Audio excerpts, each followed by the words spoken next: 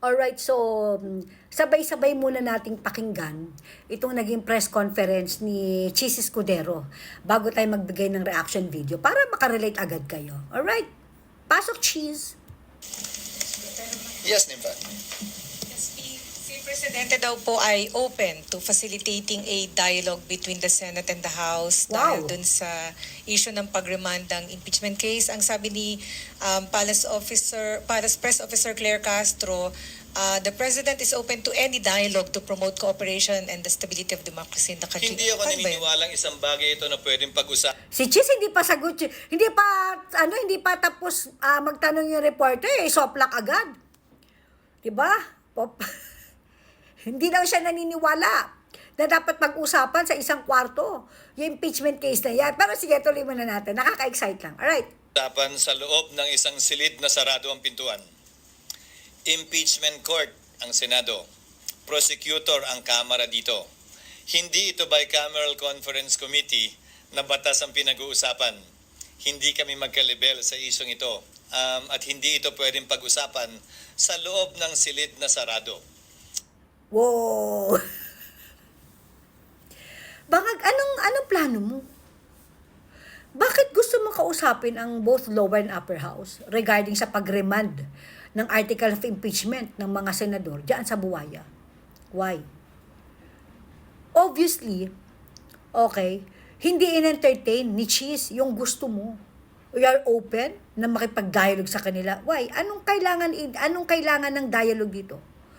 Anong negotiations ang kailangan dito? 'Di ba? Anong gusto mong mangyari dito? Bakit mo sila gustong kausapin closed door? Ang impeachment na ito ay for public consumption. Katulad ng ginawa ng mga buwaya sa Kongreso, 'di ba?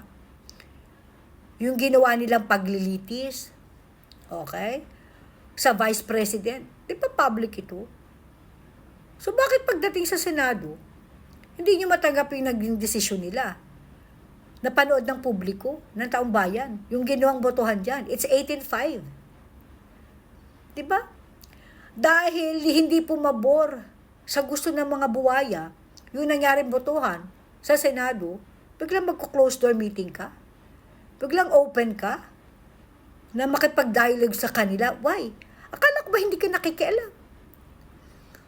Hindi ka nakikialam dyan, legislative and executive, hindi ka nakikialam.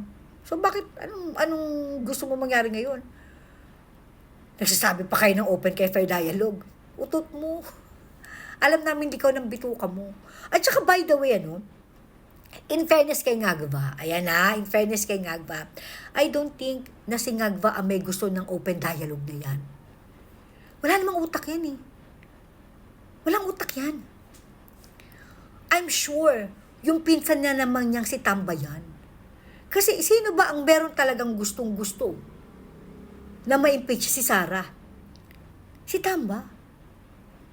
Kahit na hindi niyo sabihin, okay, hindi niyo aminin na ikaw Tamba, pangarap mong maging Vice President.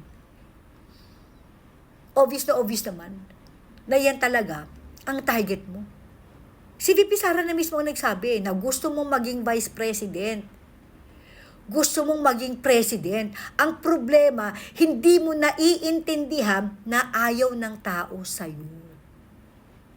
Huwag mong ipilit. Kita mo nagkandaleche-leche na ang Pilipinas? Nang dahil sa'yo? Huwag mong ipilit. Hindi ka gusto ng tao bayan. Napakadelikado kapag nalagay sa pwesto itong si Martin Romualdez. Ngayon pa nga lang na nasa House of Congress yan Nakita mo naman kung paano bumanat, kung paano mag-manage sa pera ng taong bayan. Kung paano imaniubra. 'Di ba? Ang gobyerno. Nakala naman niya, pati mga senador, kayang-kaya niya. Ngayon magpapa-close door meeting kayo. Para saan? Takot ka na hindi ma-impeach si Sara? Takot ka na pag hindi na-impeach si Sara, hindi ka na makakaupo bilang Vice President. Takot ka na hindi mo matupad ang iyong pangarap na maging presidente. Ang kapal naman kasi ng mukha mo. Masyadong mataas ang pangarap mo. Martin, Tambi, isipin mo nga mabuti. Sa late nga hindi ka manalo-nalo. Yung late nga hindi mo mamanage. Yung simpleng-simpleng palengke nyo hanggang ngayon dugyot pa. Pagkatapos, nag-aambisyon ka na maging presidente ng Pilipinas. I mean, what the heck? Ano bang kakayanan meron ka? Bukod sa magmanipula gamit ang pera ng taong bayan, anong katangian o anong kakayanan meron ka? Nakakahiya kayo. Matuto kayong gumalang sa desisyon ng iba. Tandaan nyo, mas mataas ang Senado kesa sa inyo dyan sa mga buwaya kayo. Yung taong bayan na sinasabi nyo palagi, hindi kayo binoto ng taong bayan. Para malinaw Martin, kasama ng mga buwaya na katulad mo, hindi kayo binoto ng taong bayan. Binoto kayo ng mga tao sa distrito nyo. Ang mga senador na ito, yan ang binoto ng taong bayan. Pero kayo dyan, hindi.